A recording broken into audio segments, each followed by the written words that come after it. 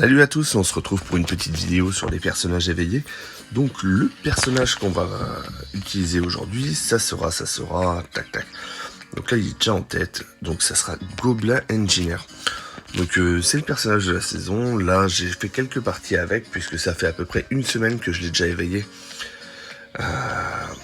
Bon voilà, je préférais jouer un peu avec avant de faire cette vidéo. Et on va parler tout de suite de sa capacité éveillée. Donc c'est maître ingénieur. L'ingénieur gobelin construit désormais de meilleures tourelles canons. Ça veut dire qu'en fait, ça sera plus des grosses arbalètes qui va tirer, ça sera des petits canons. Donc ça, on va le voir dans la vidéo.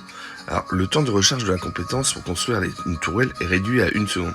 Donc ça, c'est vraiment le nec plus ultra en fait. C'est vraiment ça qui fait le gros changement sur la compétence. Puisque voilà, c'est plus de 3 secondes, ça va être 1 seconde. Après, pour moi, ça reste encore trop long, 1 seconde. Mais voilà, c'est 1 seconde. Donc là, on va le sélectionner. Alors, je regarde ce que j'ai exclu en capacité. Donc, on est en capacité exclue, j'ai augmentation des PV et régénération. Parce que pour moi, le but, c'est soit d'avoir de la réduction de dégâts, soit d'avoir du pacte démoniaque et plus de tourelles. Plus de tourelles, il n'y a pas de secret. C'est voilà, augmenter le temps des tourelles de 10 secondes et en avoir 3 de plus à chaque fois. Alors, tac, tac, tac, tac. On le sélectionne. Voilà, ça c'est fait. Donc là, on voit bien, j'ai bien mon pass de saison qui est actif sur la version téléphone, que je n'ai pas sur l'iPad. Donc là, on va se lancer en labyrinthe abyssal. On va faire qu'une seule partie, parce que sur mon téléphone, je n'ai pas beaucoup de mémoire. Même si le gars sera valable, je serai obligé de quitter. Donc si vous aimez ce genre de vidéo, n'hésitez pas à vous abonner à ma chaîne. Ça y est, j'ai enfin atteint les 100. Ça a été hyper compliqué, mais ça l'a fait quand même. Donc là, hop, l'avantage c'est que je peux balancer des petits canons un peu partout. Les ennemis vont me suivre et ils vont prendre des coups. Donc là, j'ai un stuff à peu près normal. Random pour un niveau 1. Il y a du feu, du poison. Il est aussi utilisable avec le full poison. Avec le full poison, il va se retrouver efficace. Là, il est assez fort, hein, déjà. Tu peux soloter la vague 1 sans problème. Hop là. Alors, je chope beaucoup de tourelles, donc ça, c'est cool. Le seul défaut que j'ai, enfin, non, il y a plusieurs défauts que j'ai encore sur lui, ça va être le choix entre les tourelles, la force et la réduction de dégâts en fait.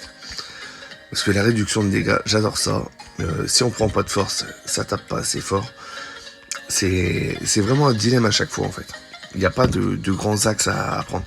Après, moi je sais que je vais prendre toujours les petits canons et la force avant la réduction de dégâts.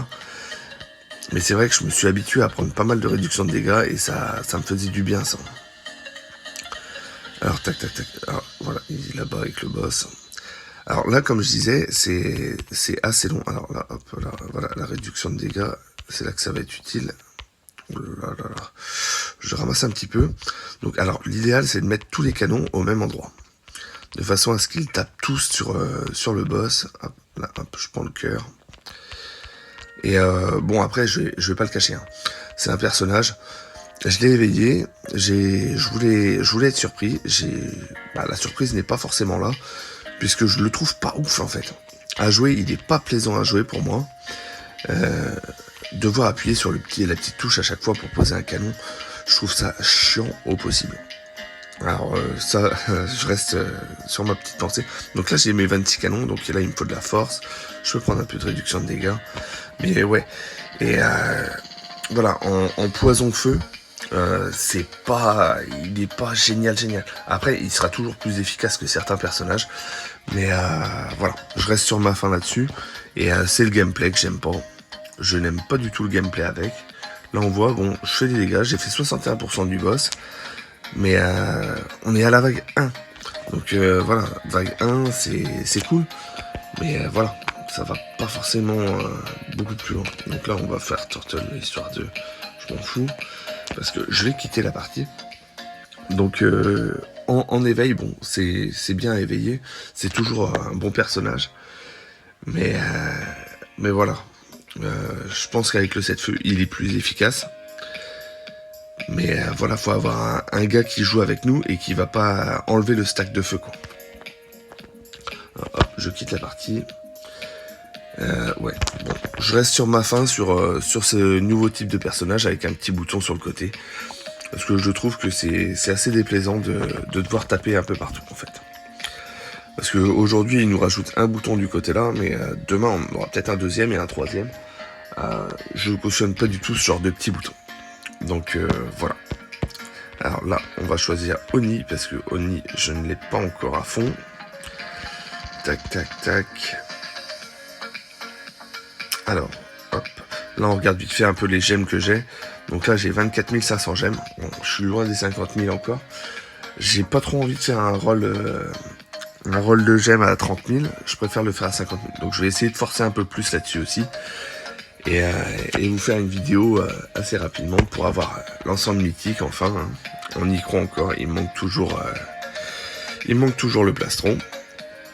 Depuis le dernier anneau, je n'ai rien du tout en mythique. Depuis sur un mois là entier, je n'ai rien eu. Donc voilà. Allez, bonne fin de journée, au revoir.